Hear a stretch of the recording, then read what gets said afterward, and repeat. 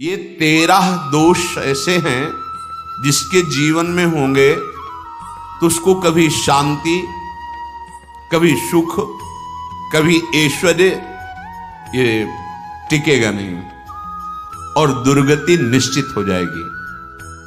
बहुत ध्यान से सुने। एक श्लोक में 6 दोष और दूसरे श्लोक में 7 दोष। उपासक को कभी इन दोषों को अपने अंदर टिकने नहीं देना चाहिए। और जो संसार के मार्ग में चल रहे हैं, अगर इन दोषों में चलेंगे तो वो जो आपके पुण्य कर्मों से ऐश्वर्य है भी वो नष्ट हो जाएगा।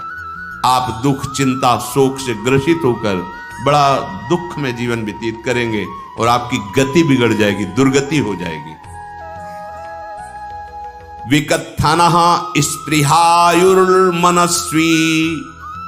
बिभ्रत् कोपम चपलो अरक्षणश्च एतान् पापाः षण्णराः पाप धर्मान् प्रकुर्वते नोत्र सन्तः सुदुर्गे संभोग संविद विषमोति मानी दत्तानुतापी कृपणो बलीयान् वर्ग प्रशंसी वनितास्तु देष्टा एते परे सप्तनशंस वर्गाः। जो अपने मुख से अपनी बड़ाई प्रशंसा करता है, ये 13 लिख लो दिमाग में, डायरी में, क्योंकि ये नोट हो रहा है, आवाज डाली जाएगी, आप बार बार सुन। इनसे बचिए। अपनी बड़ाई, अपनी प्रशंसा कभी अपने मुख से नहीं करना, नहीं तो आपके पुण्य नष्ट हो जाएंगे, बुद्धि भ्रष्ट माने गिर जाएगी। अगर परमार्थ में चल रहे हैं तो भी, और व्यवहार में तो पुण्य नष्ट हो ही जाएंगे। बुद्धि गिरी हुई तभी ऐसी बात होती है। और ये दोष बहुतायत है, ये बहुत प्रभावशाली है। अपनी बड़ाई मारना, इसको देख लो, पकड़ो, सत्संग है। अपने मुख से कभी अपनी बड़ाई ना करना। अगर कोई अपने मुख से अपनी बड़ाई करता है तो उसके सुकृत नष्ट हो जाते हैं, बुद्धि भ्रष्ट माने गिर जाती, पतित हो जाती है, फिर निर्णय ठीक नहीं। अगर हमारा सारथी, हमारा ड्राइवर मूढ़ हो तो कहीं भी हमको गिरा देगा, तो वो बुद्धि भ्रष्ट मतलब गिर जाती है, निर्णय करने लायक नहीं रहती। अपनी प्रशंसा अपने मुख से करना। दूसरा, लोलुपता, ये वृत्ति नहीं होनी चाहिए। धर्म से चलेंगे, धर्म के द्वारा जो हमें प्राप्त होगा उसी से हम अपना भरण पोषण करेंगे। आपके बच्चे स्वस्थ होंगे, बुद्धिमान होंगे, परिवार में बहुत सुख और शांति होगी। भले दीपक की तरह जलो, बहुत काल तक रहेगी। लक्ष्मी जी भी आपके घर में बहुत काल, हम ये नहीं कहते कि बहुत नहीं, जितनी है बहुत सुख शांति से चलोगे। अगर लोलुपता करोगे, हिंसा, छल कपट, व्यभिचार, चोरी, ऐसे धन आ जाए, वो आएगा, लेकिन वो हाइलोजन की तरह आएगा, एकदम प्रकाश और फ्यूज, बिल्कुल अंधकार करके जाएगा। देख लेना, तुम्हारे जो सुख के हेतु हैं, तुम्हारा शरीर, तुम्हारे बच्चे, तुम्हारी पत्नी, तुम्हारा परिवार, उसको देख के तुम रात दिन जलोगे बिना आग के। ऐसे उनके आचरण होंगे, ऐसे उनके अंग होंगे, ऐसे उनके दिमाग होंगे, ऐसा उनका व्यवहार होगा।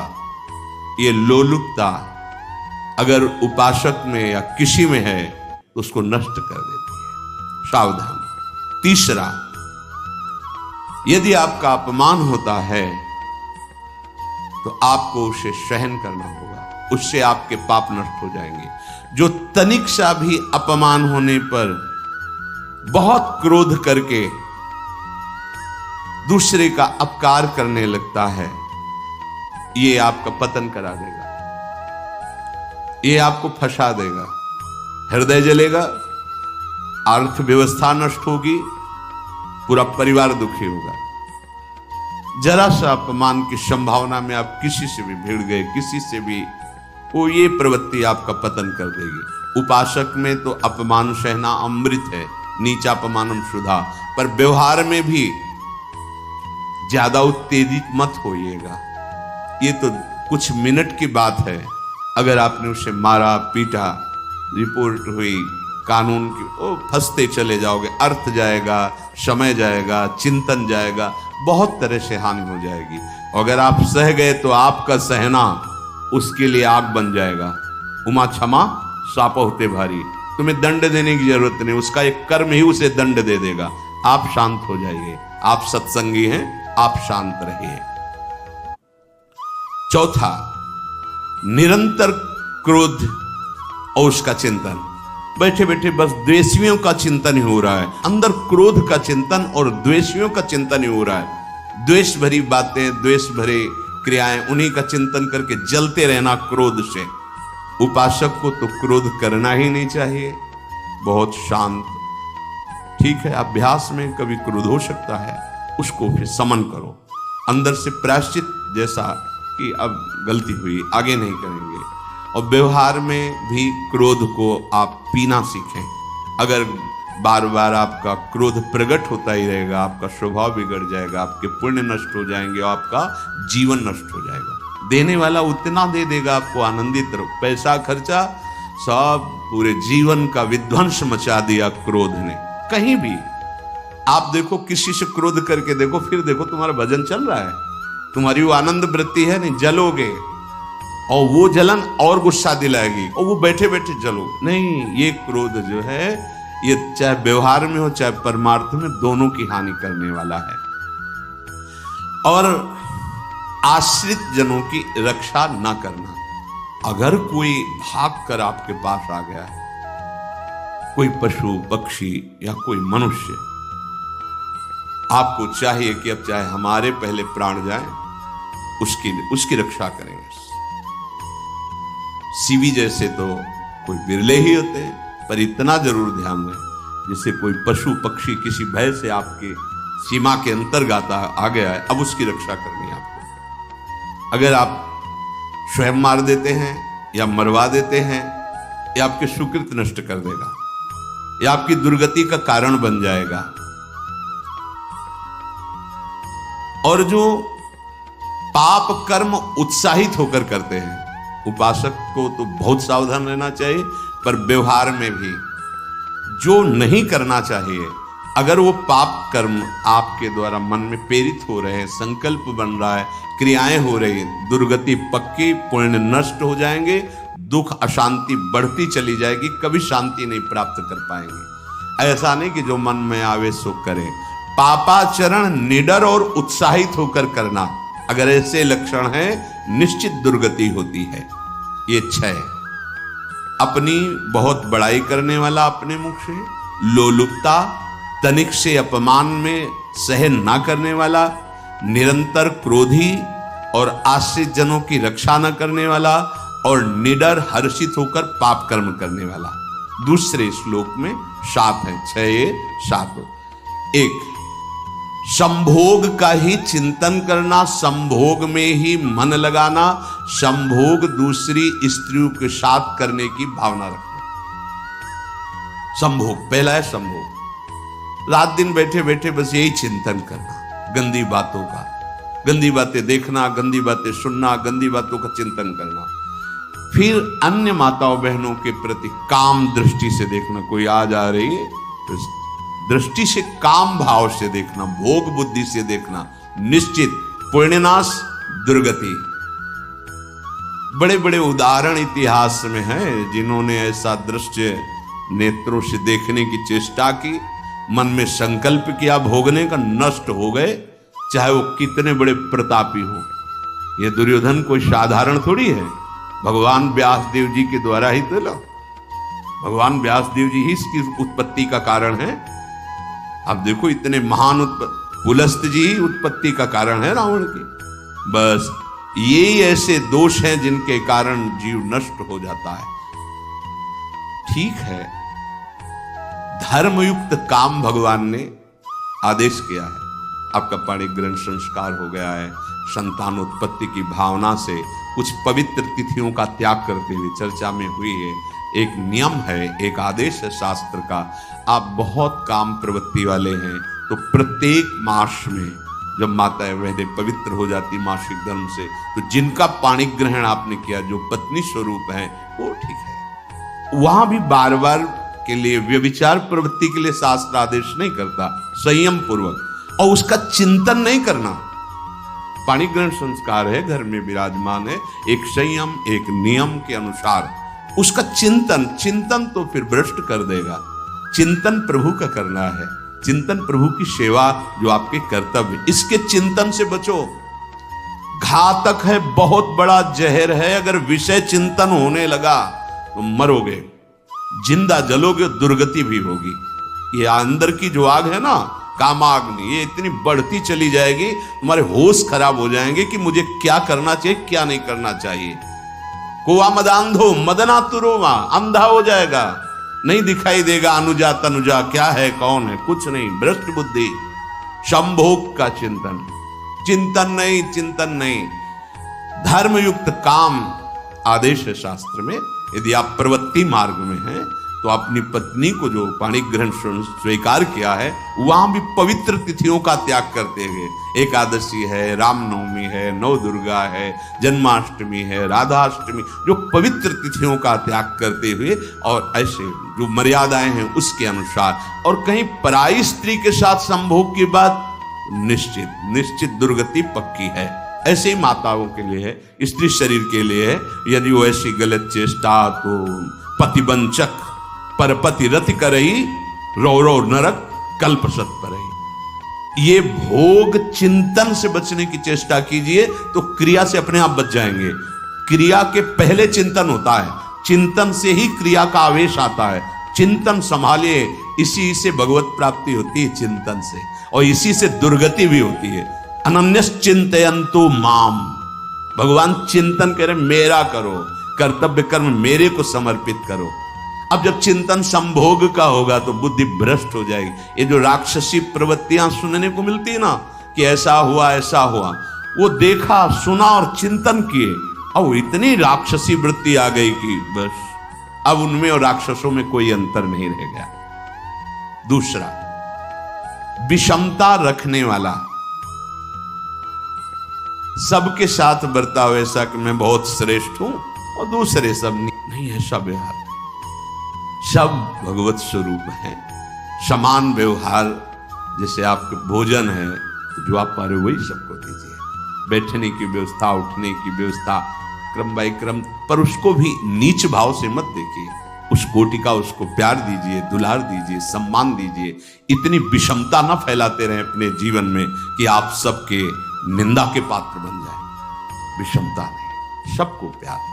हाँ ठीक है, पुत्र का अलग प्यार है, भाई का अलग प्यार है, पिता का अलग प्यार है, पर हमारा व्यवहार प्रीति युक्त होना चाहिए, विषमता भरा नहीं होना चाहिए। अगर हमारे चित्त में विषमता ही रही तो संसार है, प्रभु नहीं है। जीत विषम संसार कीर्ति जग बिस्तर है। जो विषमता पर विजय प्राप्त कर लेता है वही भगवत प्राप्ति का अधिकारी। ये विषमता बहुत बड़ी हानि है। तीसरी बात, अत्यंत मानी होना। जहां आपके प्राण कमजोर होंगे, पुण्य नष्ट होगा, आयुश्री सब नष्ट होना है, ऐसे आचरण करवाएगा गुरुजनों के साथ, महापुरुषों के साथ। ये बहुत नीच प्रवृत्ति है। अत्यंत मान प्रियता, मुझे सम्मान मिले, उत्तम प्रवृत्ति है। सबको मान देना, स्वयं अमानी रहना। चौथा, दान देने की बात कह के मुकर जाना या दान देकर पश्चाताप करना। दे दिया है, बहुत जल रहे हो, दूसरे से वार्ता कर रहे हो कि पता नहीं क्या बुद्धि में हो गया, हमने उसको इतना कहा था, उतना दे दिया, क्यों दे दिया, ऐसा मतलब अंदर चिंतन करना, क्यों दे दिया तो दिया। इसके बाद जो आपका जलन हो रही, पश्चाताप, सुकृत नष्ट हो रहे हैं। दान देकर पश्चाताप करना या दान देने की बात कह के मुकर जाना। जैसे आपने कह दिया आपको इतना इतना ऐसा, अब आप मुकर गए, ब्याज सहित तुम्हें देना होगा, ये तुम्हारी दुर्गति का कारण बन जाएगा। ऐसे ही नहीं बोलना चाहिए, बहुत होश से। वाणी एक अमोल है, जो कोई बोले जान, ये तराजू तौल के तब मुख बाहर आन। पांचवा, अत्यंत कृपण होना। ना परिवार को सुखी कर पा रहा, ना अपने को सुखी कर पा रहा है। एक एक सिक्का बैंक में जो मर गया। धन की वास्तविक गति यही है कि अपने परिवार को खूब उसकी अनुकूलता प्रदान करो, उसमें से कुछ हिस्सा किसी ऐसे को जिससे तुम्हें बदले में कुछ लेने की भावना ना हो। कोई साधु महात्मा, गाय, पशु पक्षी, किसी भी जीव बीमार है शरीरधारी, उसके जिससे कुछ कभी लेने की भावना न हो, एहसान की भावना न हो। सो धन धन्य प्रथम गति जाकी, धन्य हो गया उसका धन। अब वो कृपण का धन किसी काम में, ना स्वसुख, ना परिवार के सुख, ना धर्म कार्यों में, व्यर्थ जीवन चला गया। उसी धन का चिंतन करना, उसी का संग्रह करना और उसी की रक्षा करते करते शरीर छोड़ देना, तो चिंतन बिगड़ गया। तो कह रहे हैं जो कृपणता है और अर्थ और काम की प्रशंसा, उसी की चर्चा, उसी का चिंतन, रुपया और भोग, उसी की चर्चा कर, जहां बैठे रुपया की चर्चा, भोग की चर्चा, जहां एकांत में बैठे उसी का चिंतन, कैसे रुपया बढ़े, कैसे भोग मिले। और अगर अवसर मिला तो रुपया अधर्म से आवे चाहे धर्म से, उसको इसकी कोई परवाह नहीं। भोग चाहे धर्म से हो चाहे अधर्म से, जिसका अर्थ और काम भोग ही चिंतन है वो धर्म, जिसका धर्म चिंतन का विषय है तो अर्थ और काम भी ऐसा होगा जो मोक्ष प्रदान करने वाला हो। धर्म, अर्थ, काम, मोक्ष। और जो बालक, स्त्री, पागल, असहाय, जो इनकी रक्षा न करके इनकी हानि करता है, दुर्गति निश्चित है। माना आपकी पत्नी है, उसका स्वभाव बिगड़ा हुआ है, क्रोधी है, कटु वचन बोल, लेकिन आपके ही प्रारब्ध के लिए, माना आपका पति ऐसा स्वभाव वाला है, पर आपके ही प्रारब्ध से तो संयोग बना है आकर, अब इसका निर्वाह कर ले जाओ तो पवित्र हो जाओगे दोनों। और अगर झगड़ा और लड़ाई और मारपीट और कहीं हिंसा आदि के रूप में उतर गए तो फिर और करनी बिगड़ गई। बालक है, आप उसको ज्ञान नहीं कि आप पवित्र है, कि आप पवित्र है, उसको ज्ञान नहीं कि आप उसके साथ व्यवहार अच्छा कर रहे हैं कि बुरा कर रहे हैं। रक्षा करनी है आपको, शोषण नहीं करना। कह रहे हैं स्त्री, बालक और पागल, जिसे विक्षिप्त है, पागल है, आपको रक्षा करनी है। बन जाए तो उसको भोजन, ऐसा नहीं कि ईंट मारो, उसको अपमानित करो, उसकी बुद्धि खराब है, प्रारब्धवशात खराब हो गई है, तो शास्त्र आज्ञा करता है। स्त्री, बालक, जैसे पागल, विक्षिप्त आदि हैं, असहाय है, असमर्थ है, बूढ़ा है, वो आप सेवा भी करो तो वो गाली दे सकते हैं, उनकी बुद्धि बिगड़ गई। आपको उनको दंड नहीं देना, मारना नहीं है आपको। मान लो आपके बड़े बूढ़े बुजुर्ग जन हैं, आप सेवा भी कर रहे हो तो आपको कटु वचन बोल सकते हैं, आपकी निंदा कर सकते हैं, लेकिन आपको उनके साथ व्यवहार सद करना है। अगर आपने इन दोषों को स्वीकार किया तो निश्चित आपकी दुर्गति होगी, न इस लोक में आपको शांति मिलेगी न परलोक में। इसलिए इन दोषों को बार बार सुन करके और हृदय में जांचो कि कहीं है तो नहीं, अगर है तो सत्संग, भजन बल, भगवत प्रार्थना के बल से इन दोषों का त्याग कर दो।